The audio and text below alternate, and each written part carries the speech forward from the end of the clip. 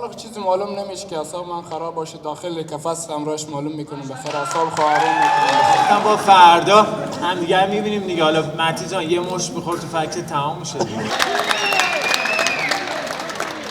فعلا مهمان ما هستن احترامش دارم تا که داخل قفس شیم. باز داخل قفس کشیدیم وقت رقیب میشیم. با هم بازی بکنیم که همه لذت ببرن. بازی کنیم بزنیم.